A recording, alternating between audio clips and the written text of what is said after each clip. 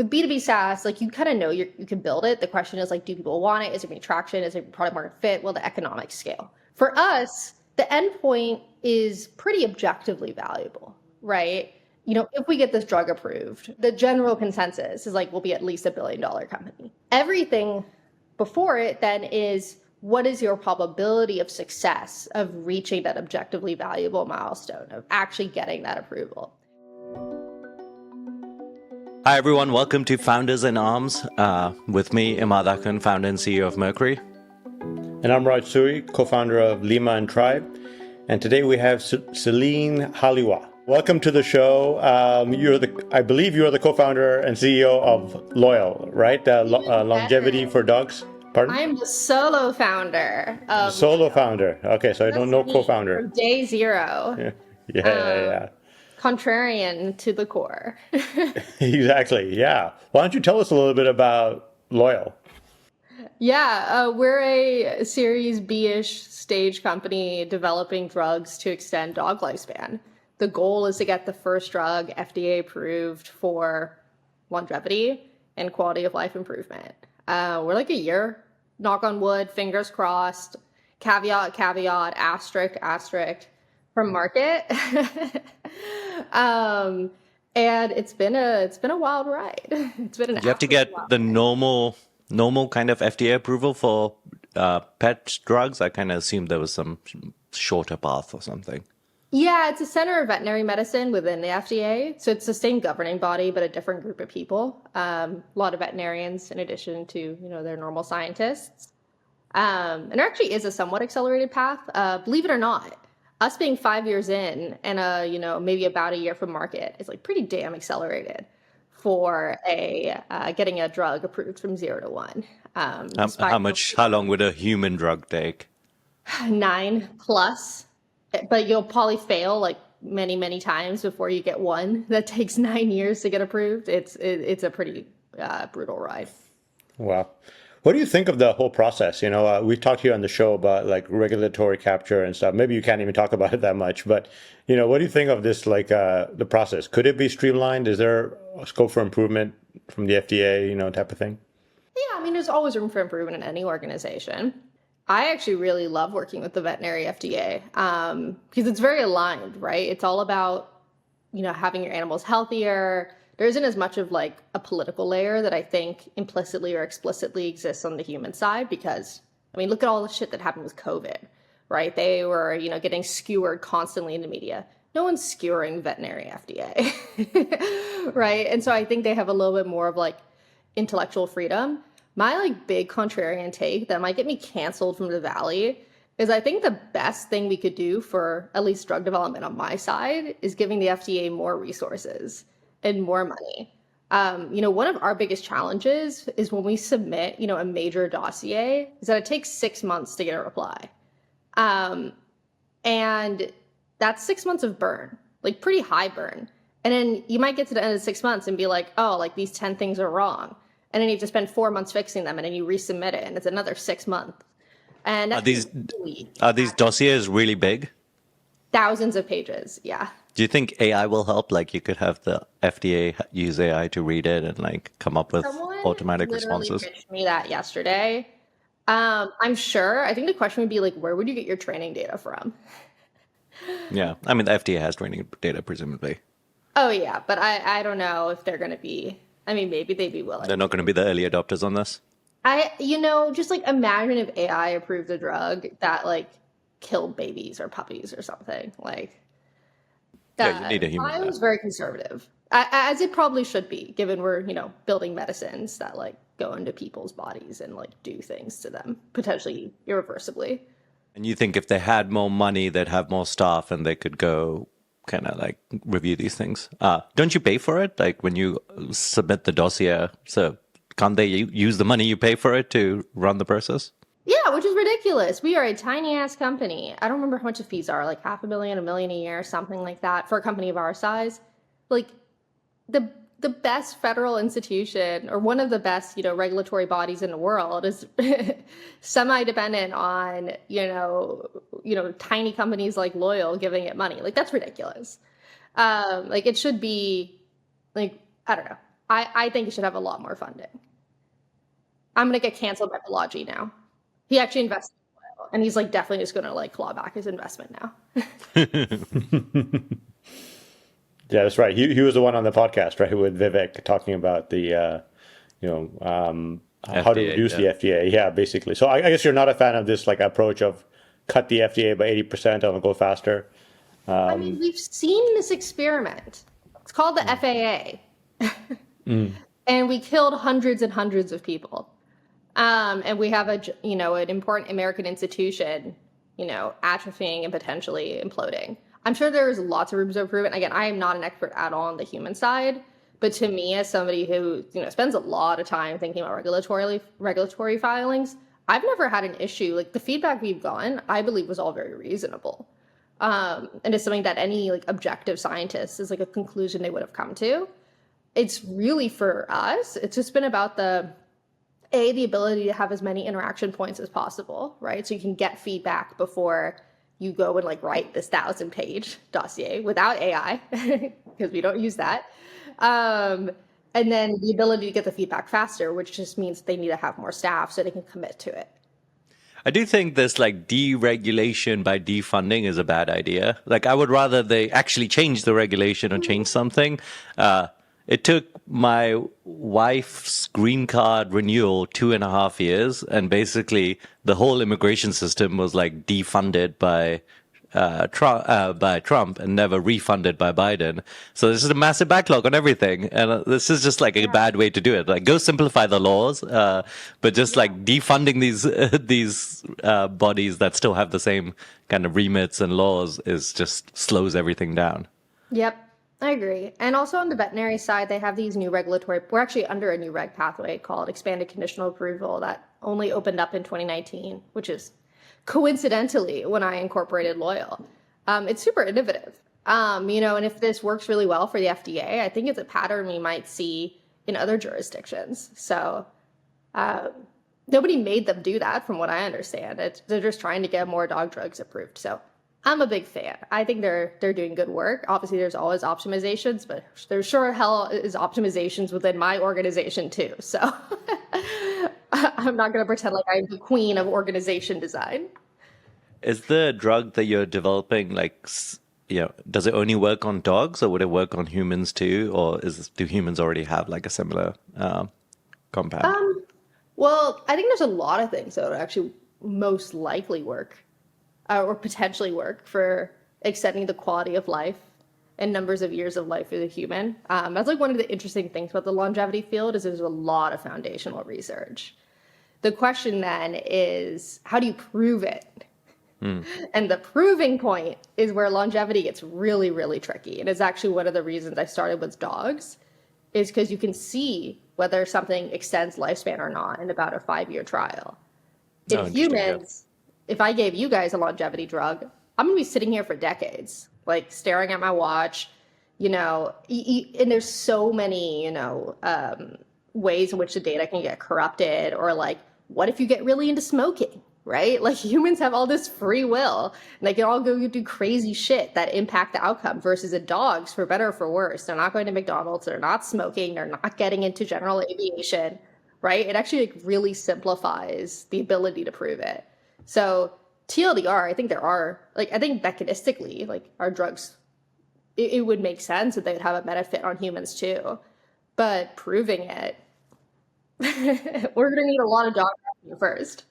Is there a lot of other people pushing kind of longevity for pets as a model for like eventually? So you're the only one who had this idea? There was one, so I'm not the only one who had the idea. This idea of, dogs. It seems like a great idea.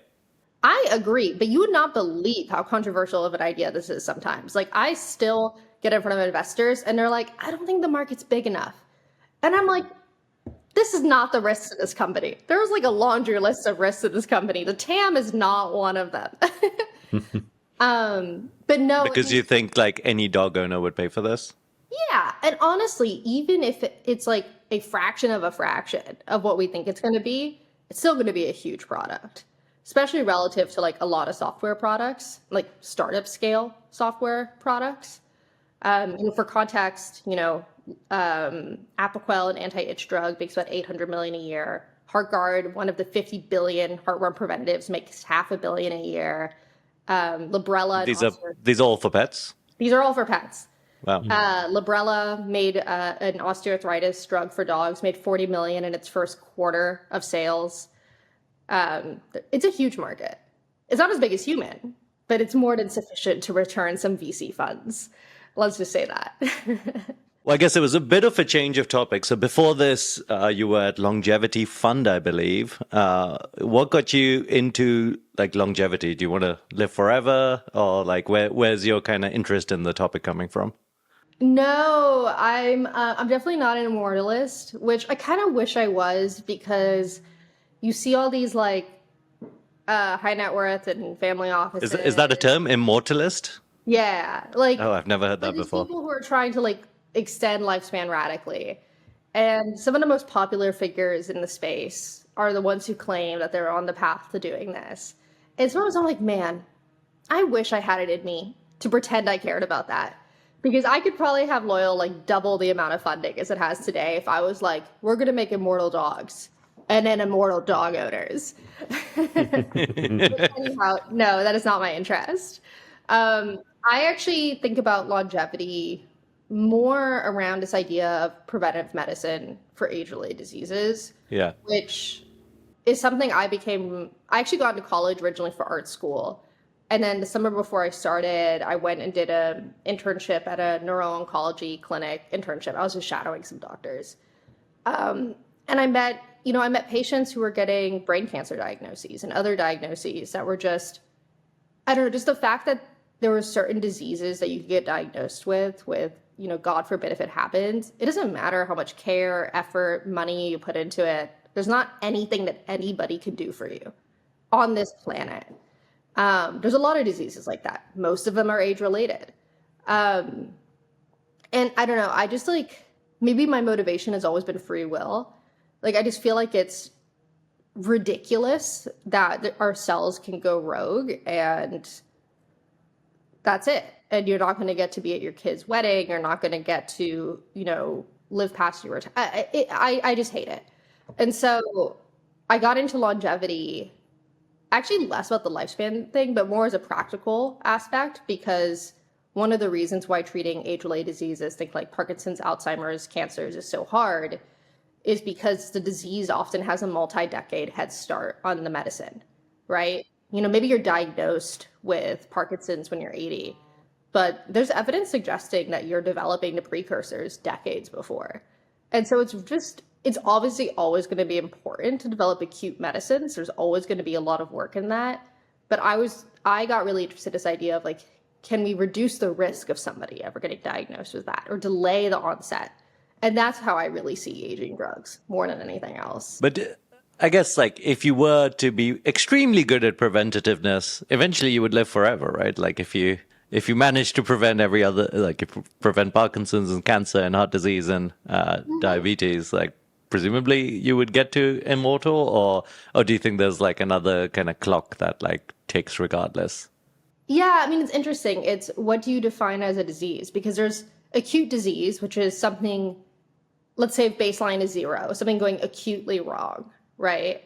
So it's like -5 or whatever. But then there's also just normal wear and tear and breakdown, which maybe might become symptomatic as a disease, but isn't actually something acutely, actively going wrong. It's just the inherent physical properties of what you're made of not being designed to last for 200 years, right? Like one example I'm thinking of is your brain. You're generally speaking, neuroscientists, don't come after me. I know there's a lot of subtleties here. Generally speaking, the neurons that you, let's say, enter adulthood with are the ones that you have for the rest of your life. So is there some, biological, just like practicality of like a neuron in its form of which we evolved it in humans can only last 120 years, right? That might be the case. So I don't think You could, let's say someone could like scan your brain and put it in a computer and it would like run as an AI. Would you take that option? There's a lot of people working on that. I was actually at a conference with like a bunch of brain nerds a few weeks ago who were like having this debate of like the thesis ship and Like if you could make a perfect copy of yourself and then like apparate somewhere else, but it destroys the original copy, like would you do it? Things like that. I mean, yeah, if it's between that and death, obviously Yeah. the See, path. you are an immortalist then. I mean, I'm very curious about where the world's gonna go, but like I'm very sad that like we might miss like spacefaring humanity. But it's not really like I'm not going after any levers that I think are going to create that anytime soon. So my parents are quite old, like they're 74 and 84. And I've asked them and they don't want to live forever. So I wonder if it's like something about youth where like, you still feel like you have a lot to explore and maybe eventually you just get kind of bored of living, or maybe it's just like they're like traditional. Raj, would you want to live forever? Yeah, I think we've had this debate, Immad, right, on some of our group chats about living forever. I've always been, I think everyone should want to live forever. I don't think death is a good thing. I think it's like it's probably the number one problem in the developed world is that people die. As you said, Celine, like, we generally have all of our needs met, right? When people are in general are have enough food to eat and, they have, we generally have, I mean, loneliness is a problem, but people generally have family and friends, so if you look at the Mendel's, sort of hierarchy of needs, if you have your basic needs met, the only other problem you have to worry about is really dying. But so I think it's great that people like Celine and a lot of people are working on this, life extension technology, or maybe they call it health span, right? They say extending your health span, like the amount of time that you're healthy. So, Celine, I'd be curious to hear, what do you think of like all the different efforts in this space? Like, what are you excited about? What are you more skeptical about? Like in this space, like Google had like a big effort right for a while in this space. I think they've shut it down now. I'm not sure It's if they still keep going. still working. Still going. It's What just was it called? It was like something from Calico. C. Yeah, Salico, right? Yeah, It's just I would call it a little bit more of Calico. like a research and immuno-oncology org, Yeah. than necessarily an aging Hmm. org. Um, I don't think there's enough good direct efforts. There's a lot of this field is ridiculously tiny, despite the fact that aging underlies most of the major or a significant portion of the major medical and disease markets in the U.S. Like how tiny? Can you quantify that? Like, is it like 10 companies working on this? 5 companies? Like, what's I the would efforts? say double digits, like Yeah. Hmm. um, credible affairs. There's a larger academic build out, but it's not really translating out. And it also just depends what you define as an aging company. But I'm talking about companies that say like we're trying to develop drugs for aging, and then there's a bunch of different strategies that people use, right? But like if it's just the companies that like nominally call themselves an aging company, I think it's probably double digit um, credible outposts, which is ridiculous. Right. Is it because there hasn't been like a big success in this space yet? Yeah. Yeah. Yeah, there hasn't been a Maybe big that's it. success. There's not a lot of interest from like from what I understand of like the classical biotech funders and outposts. Traditional biotech VC, which we're not funded by, and that was like kind of one of the like weird things that Loyal did, is very much generally speaking like an M&A outpost, right? You take something out of academia, you put in a professional CEO. There are no Teal Fellow CEOs in East Coast biotech. You go and, prove out this biology, like has some probability of being successful, maybe you bring it to early human studies, and then you sell it to a big pharma for like high hundred millions, low billions. That's generally the model. The ownership is much higher. The VC control is much higher. Um, It's more like the way software used to be, like mhm. 20 years ago. Uh, Yeah. there's a bunch of other companies that are not trying to do drug development for longevity. They're focused on kind of lifestyle management, let's say, like the Brian Johnson kind of take on it, which is like just sleep more and eat like a very restricted diet. Do you do you just categorize that as completely different? Like there's like bio longevity and then there's kind of I guess like better lifestyle stuff, or do you put those in the same bucket? I mean, I don't put them in the same bucket. I'm sure there's a lot more. I'm not as like caught up on that space. I'd say generally speaking, the average company in that space has default skepticism from my end, because longevity is a very sexy marketing slogan. It has been one of the sexiest marketing slogans for a very, very long time in humanity. And when you're doing something like, I don't know, enriched olive oil or like this supplement cascade, you don't have to prove jack shit. And you get to just like reap all the financial outputs. So I'm sure it's like a great business. For me, it's difficult. I have a bone to pick with it personally, even though, of course, there's people should have their own free choice, just because it takes away a little bit from the credibility of the field, which is one of the biggest issues that I have to deal with when I'm educating veterinarians and dog owners on what we're doing. Right? I'm like, I thought some of this stuff is proven in studies. Like the olive oil thing is one of the few things I thought that was like somewhat proven. I guess no. I mean, nothing has been proven to extend lifespan in humans. There's lots of way these studies can be like kind of crap. And like just like I mean, it depends how you boil it down. Obviously, sleeping better. Obviously, exercising. Obviously, having a lower, body like fat index and higher muscle mass. Like these things are obviously all going to help you live a longer, healthier life, right? But there's a subtlety to it, right? Where it's like, what's the differential? Like, is it like massive lifespan extension, or is it just like don't be unhealthy? Yeah, and how much extra does that really get you? Yeah. I think the bit that like it probably gets you a much healthier last 10 years of life at the minimum. Like if you're just doing exercise and all this. I mean, to be clear, you should definitely do that. Like you should definitely exercise. You should definitely reduce your visceral fat. You should definitely weight train. You should definitely do all these things. Where I get more skeptical is and here's this magical product that you could have a subscription to. That's definitely going to extend your lifespan because I, like person, do it. And look how cool I look. Like maybe it's legit, maybe it's not. But from my perspective, I have to then differentiate and be like, no, guys. Like we're not developing like weird shit that's marketed around longevity. Like this is going to be an actual like pharmaceutical product that's prescribed to extend lifespan. And that's like such a big fundamental difference that I think the field needs for it to be considered an actual like legitimate industry and not just like a money grab, candidly. Even if those things do work, that's the issue.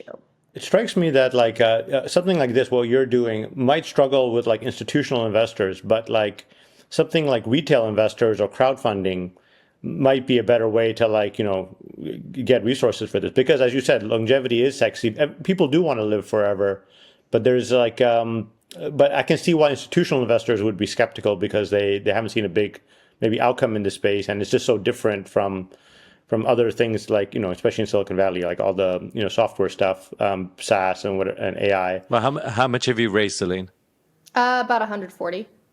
You can't get 140 from crowdfunding, Raj. that market But is I not. agree. It's I mean, legally, it's with institutionals. I 100% agree with that. I actually think we're like undervalued. Like assuming we are successful, where we are currently, I think is actually like pretty undervalued in the Silicon Valley market for all the reasons you're saying. So the Silicon Valley market to some extent is kind of cheap. I think if you prove it, then suddenly like every VC will want to go fund this. I mean, it's the same with actually AI, right? When OpenAI raised like 8-9 years ago, everyone was like, AI is dead. AI hasn't produced any companies forever, etc. I mean, obviously Sam Altman was amazing at raising for it anyway, but now it's like the only thing that gets funding. So these things shift very quickly. It just needs like one or two kind of success stories. But I think it's better to be actually ahead of those anyway, because if you prove it, then you don't have as much competition versus like whoever comes afterwards.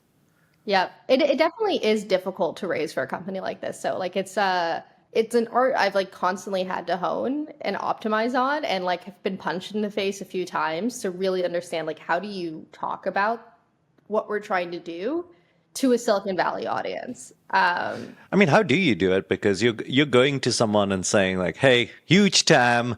I'm still don't have any traction or revenue, but I will." So it's like a very fine. You can raise a seed round kind of with that idea, but how do you go raise 140 million with like this?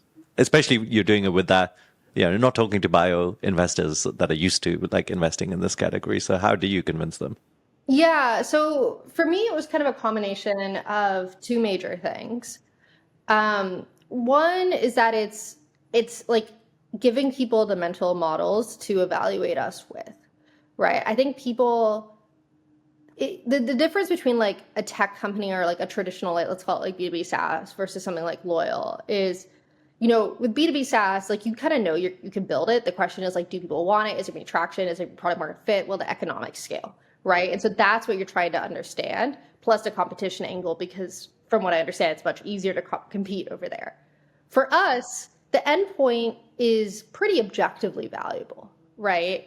If we get this drug approved, the general consensus is like we'll be at least $1 billion company, like before we even have like a drop of revenue, right? The end point is like, or the starting point in some ways is objectively valuable. Everything before it then is what is your probability of success of reaching that objectively valuable milestone of actually getting that approval. And so our fundraising rounds are really based off of like helping investors who don't normally invest in a space, like understand how to think about the market and how to think about the traction, and then B, understand where we are relative to it. So it's like actually pretty scientific to that point where it's like, here's where we are, here's what we need for approval, here's the differential, here's how we fail, here's how we succeed, here's why I think we're going to succeed, but here's the discount, right? Because we're not at that objective market. So that's one. And then two is really, for us, this was important because there aren't that many, dog drug businesses, is helping them understand the economics. And the economics of drugs are fucking awesome. They're so good. And people don't realize that because in the West Coast, you don't invest in that world as much, or you exit before the companies often make any revenue, right? So helping them understand, the COGS are great. We have 10 years of federally enforced exclusivity. The TAM is huge. Vets are aligned. There's some market risk because nobody's approved a longevity drug before. But like the baseline economics, like even at day one, are going to be like pretty good. And this is not, by the way, we're not going to like gouge people. Like the product's going to be double-digit dollars per month for dog owners. But even with that, because of the manufacturing optimization and like the realities of shipping, there's a bottle of pills per month, and you don't need to have all this like crazy ad spend and CAC spend that VCs are used to in their worlds. The numbers are actually really nice. And so that was really kind of the foundation. And that was a very different like pitch style that I had to, or narrative style that almost felt gross because you're like, quantifying the value of a life of a dog, which I fucking hate. But doing that was really important because my early stories, like my early raises, what we were talking about, Immad, were very much like dog longevity. We have this idea. It's great. People love dogs. Also, human longevity. Yay, give us money, which worked partially because of ZERP, but did not work after the market crashed. Yeah, I can see it being a challenge. I mean, and it seems to me like the space in general is underfunded, given the importance of it, right? And 100%. that's why I think retail investors are actually more likely to be like putting in significant amount of money here with less friction for people like you, Celine, than institutions. I mean, and I think the power of retail is pretty high. Like it's not like I think you can raise hundreds of millions from retail for this problem. It's definitely doable, I think. Raj, you would have to go public. Like Mercury did a crowdfund. The maximum you can crowdfund is $5 million. So it's like a legal limit if you're a private company. Like Pebble, for example, the watch company raised tens of millions. Oh, you're saying like do a Kickstarter thing where you pre-sell the thing? You could also you could do it that way too. I mean, that's the way to do it. Is that you would actually pre-sell. Who would kill you? No, we can't pre-sell. Okay. I don't think pre-sell would not work either, Raj. Like how many? You'd have to get 1 million people to put in like a $10 subscription. Like it's just. I think it's. Okay, So the way actually like some bio companies do it is they go public very early on. Like they'll do the first FDA, or like they won't be fully approved, but they'll go public as a company. I think that's the way you'd have to do it, but that would be like a high risk maneuver.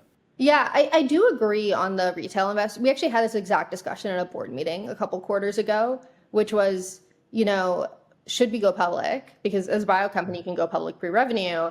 And, one of the hypotheses is like, actually, the general public might even understand this thing better. Or even like public bio investors might understand this thing better, right? When you look at human bio companies that are as close to market as we are, they're worth multiple billions, right? And to be clear, our valuations haven't been bad at all. But I'm like, why is there a 10x differential, right? Like, what the fuck's going on here? We decided not to do it because the high risk point, right? We don't need the capital really. We're sufficiently funded. But what's the high risk from your perspective? Volatility. It's a milestones-based business, right? You can have unexpected delays. We're doing something hard for the first time. You have to, and honestly, like we have 50,000 other things that we're going to have to get right in the next year. And I didn't want to add being a public company CEO on top of that and a public company reporting. But I think if we needed more capital than what we have, it would have actually been a really interesting opportunity. And my hypothesis is that we would have been valued more on the publics than we are private. But I'm glad we don't have to go down that path. The other thing I learned, and I learned this in 23 when ZERP ended, and like everything was exploding and VCs were like, don't talk to me, is the sophisticated version of retail, aka like high net worth and family offices. They saved Loyal's bacon. We raised about 10 million in the summer of 23 from high net worths, and that's what gave us enough like runway to go out and then raise our big Series B. Oh, that's interesting. How did you find them? Just networking? Very painfully. It took me 6 months to raise 10 million, which is fucking terrible. But it was just like talking to people.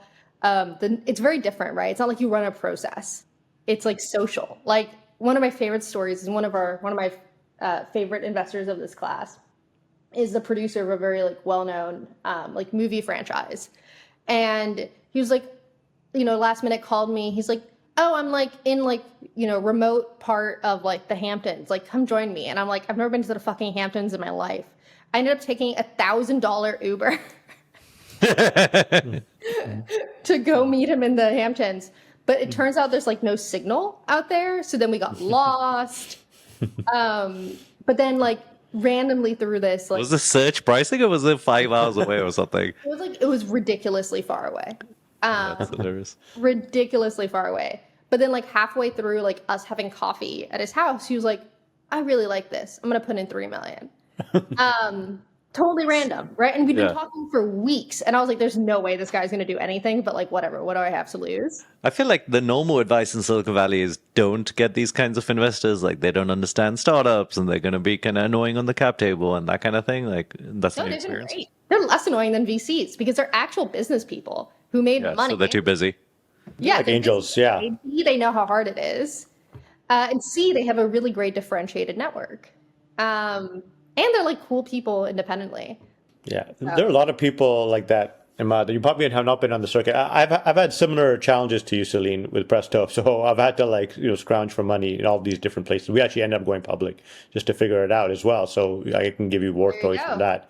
But like I've actually been on this like family office tour in New York. Immad, you probably don't even know about this. Did you go to Hamptons?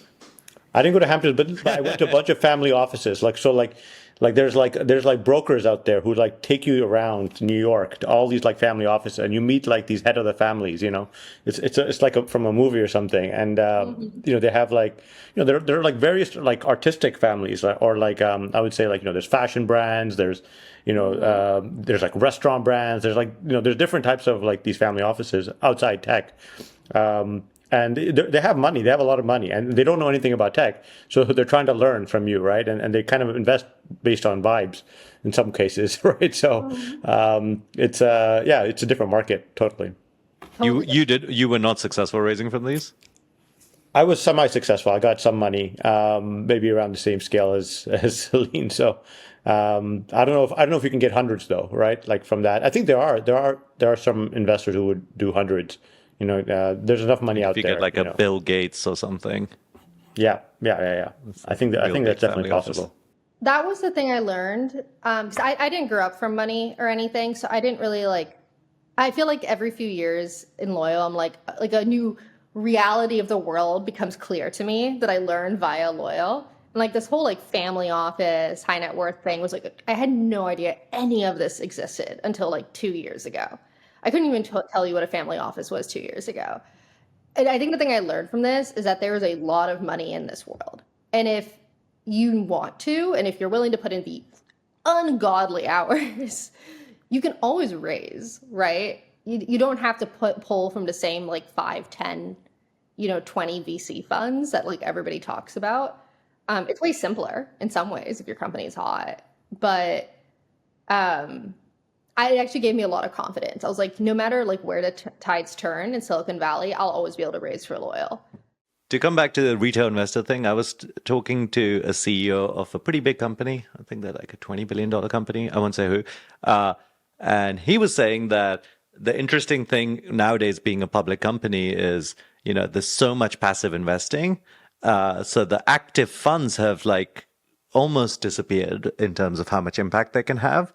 So actually retail has become way more important because if you can become like the price setters are basically the only active funds and retail investors. Everyone else is just a price taker as a passive investor. So if you can become like a retail stock that retail is interested in, like it's one of the few ways you can actually move your stock price. So every quarter, he said they do like special things just for retail investors, and they have like a whole focus in investor relation of retail investors.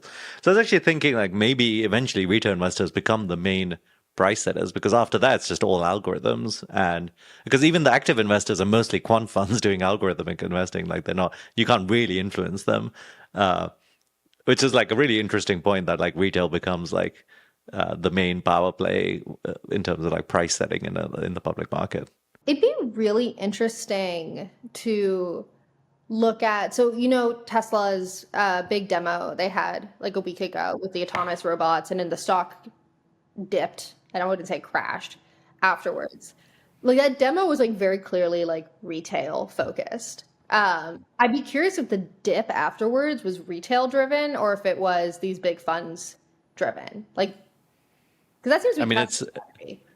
It's back up as of today. It's up 20% today. I don't know why. Earnings. The crazy thing to me, like actually operated a public company, like you can't tell. There's actually no data as a CEO. You can tell. Yeah, nobody knows why the stock goes up and down, and people just spend all day like scratching their heads as to what's going on. Can you not tell if it's like a retail flow or like a big fund flow just based on like the order book on like? Well, you can tell a chunks of orders, so you can check like, okay, this order was, but there's just so much noise that it's really not helpful.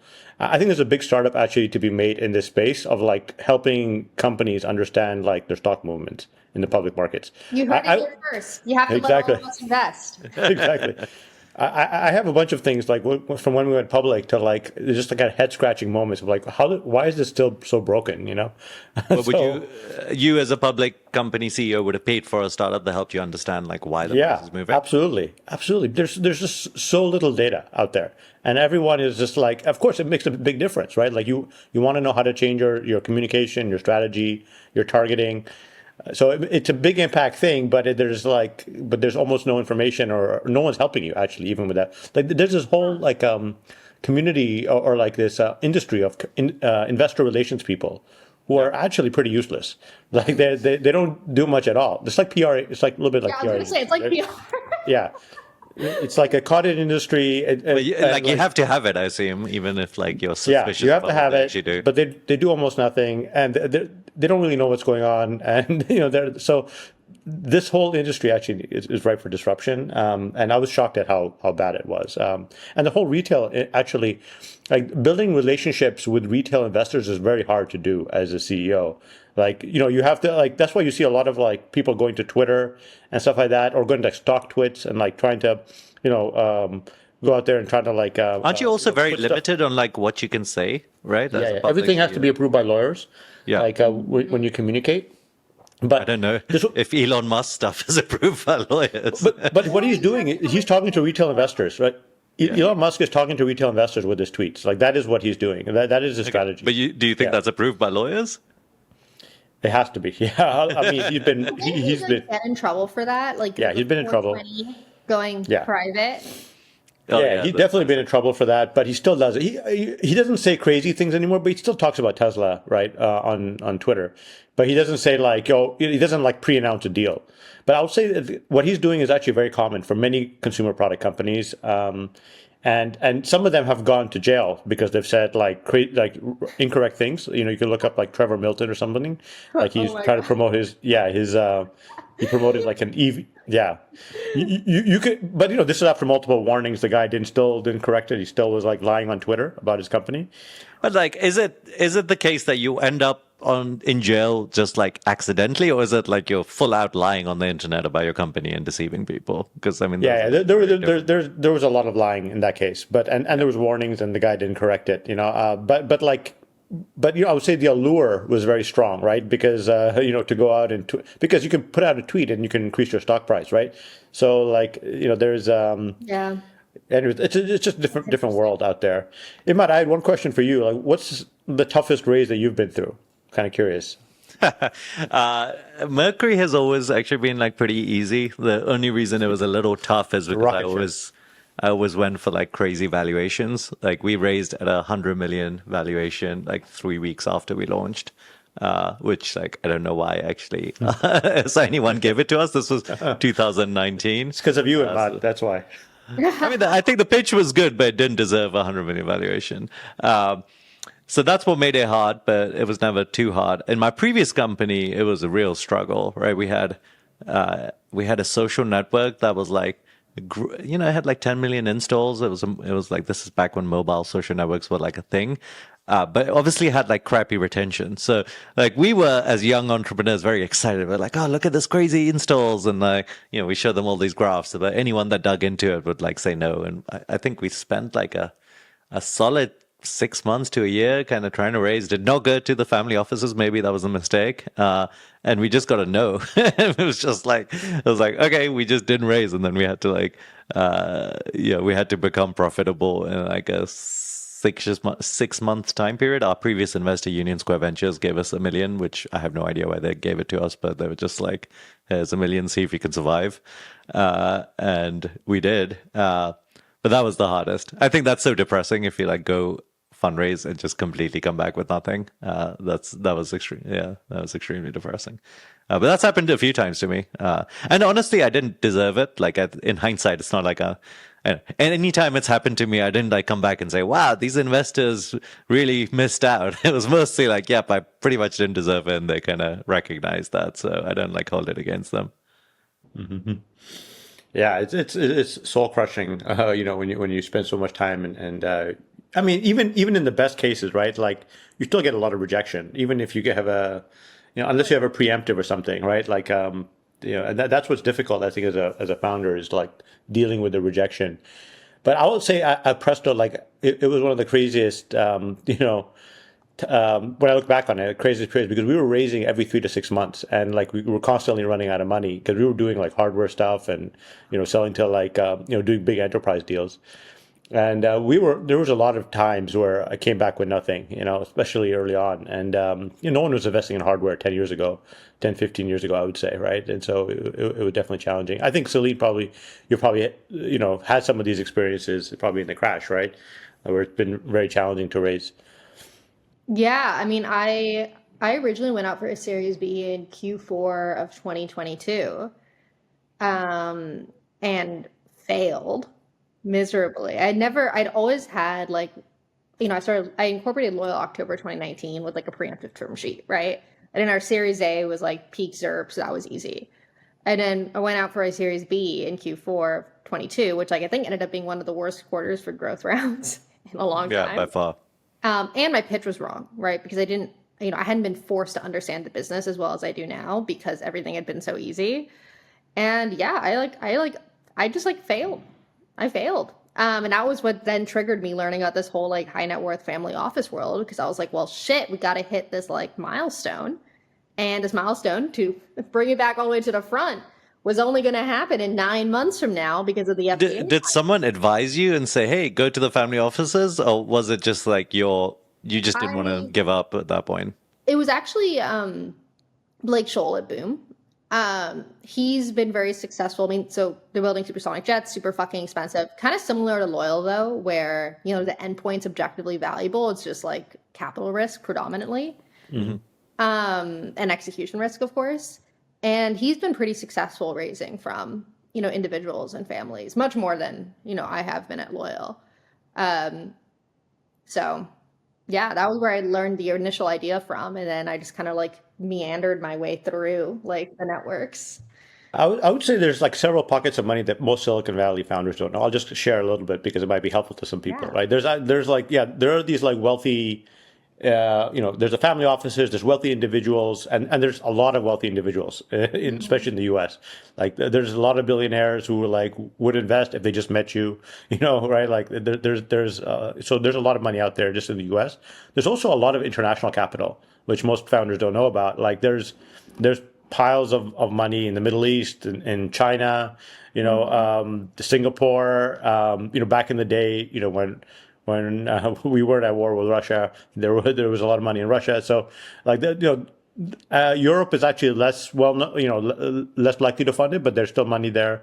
So like there's pockets of money. There's a lot of money in the world in general, and it was founders who are struggling to raise, and they need to raise, so they can't get profitability otherwise.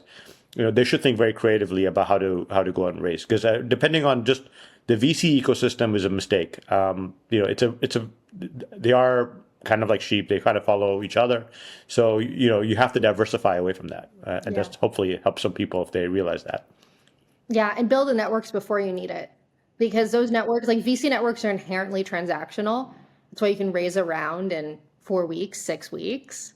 That shit don't fly with family offices and random individuals. Like they want to know you, they want to know what you care about, what you're doing, they want to see execution, which is one of the reasons why it took us such a long time.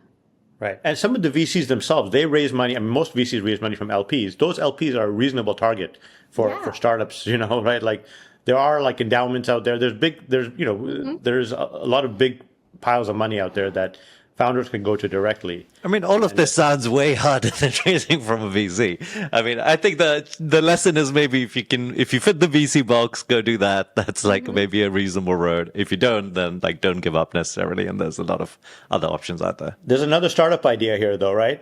Yeah, there is. It seems like a marketplace that connects these wealthy people to ideas would be good. Yeah. I don't know If you how think you of it keep like, it high quality. yeah, VCs are basically rent seeking off their ability to raise capital, right? They go out and do the work, and then they charge a premium basically for the services. Yeah, I mean, they're classic middleman for sure. Yeah. They're quite an expensive middleman, actually. There's the management Yeah, fees. they are very expensive. Yeah, because people would be willing to pay higher, evaluations for you just because they'd be less savvy and stuff like that. So Yeah. I mean, we've had that too. We've had like another like private equity like Top Guns or whatever, and they're like, we won't at all put our money in VC funds because this like management fee structure is ridiculous. And they just do really sophisticated diligence and invest. And they're not cheap at all. Because they're like the whole PE model is like ramping up very quickly in all these different industries and getting comfortable understanding the fundamentals and then making an unemotional no. That's interesting. So I really like that pool. I totally agree with you, Immad. Like, I don't know if it's worth it if you can just go and raise a good round from VCs. I mean, to be clear, our Series B was like led by Bain Cap. Like we went like trad. But if you're doing something weird or the market's weird, it is really good differentiation, and it can be also really helpful for building your org. I feel like Angel has tried to build a marketplace between like ideas and this kind of more traditional capital. I don't know why. I guess it didn't work that well because, I don't know if you can automate it with a website. It has to be like a more like traditional the human service networking type thing needs to exist. Yeah. I could see that. Yeah. You need the quality, right? Or otherwise. Yeah, on both sides, really. Yeah. Yeah. It needs to be a bit of a matching service. But there is more that can be done here for sure. I think there's a lot. Celine, I know we're almost at time. One question for you. I'm just wondering what your like kind of life or career kind of path as a founder is doing a biotech startup. I mean, this is something that I've not done. I mean, Immad's not done. Like it's very binary, isn't it? Like you get to a point where like either the drug works and you're like going to be very successful, or the drug's not going to work, or is it less binary than it seems because there's all these incremental steps, that give you confidence along the way? For dogs, there's a lot of incremental steps. I mean, this was actually, again, like to the fundraising point, like one of my big learnings is we've had the data that, me and objective experts would say, like, okay, this is going to earn, this is going to be sufficient for efficacy approval for years. And so I have felt confident for years that this will, eventually get approved. Really, then the question is like, how long would it take? And, one of the big risks of Loyal in the early days was, could we actually create the regulatory path for a lifespan extension drug? Because as far as I'm aware, we have created the first reg path for that. And so for me, I think it's actually the bigger question is when, right? Like you just get delayed in the weirdest of ways that you don't expect. And it like humbles you. I had a vacation recently ruined by an unexpected 6-month launch delay. That kind of shit happens. But yeah, you actually like, it depends what you go after. I think you have to be clever in a design. For us, I feel 100% certain that our thesis is correct. We could extend a dog's lifespan with a drug, and that, the mechanisms we're targeting, should reasonably, extend quality of life and years of life. Right? Then everything else is how do you prove it? Can you manufacture it at scale at the standards that are necessary? How do you commercialize it? Do you run the safety studies and everything correctly? Which I think is most biotech companies, to be clear, don't work in that way. But it's one of the beauties of the dog business is that you can get pretty quickly like compelling evidence. Yeah, great. Well, thank you so much for joining us today. This was super fun, and a lot of war stories exchanged, so that's always good. Hopefully it helps some people out there. And all the best. You're doing some great work. Thank you, everyone, for listening to the podcast today. Feel free to follow us on all the regular channels or join our group chat on Tribe. And we'll see you next week. Yeah, good chatting, Celine. Maybe you can come back when you're approved. Fingers crossed. Or when Loyal's imploded and I'm like a scarred Yeah, either story will be good.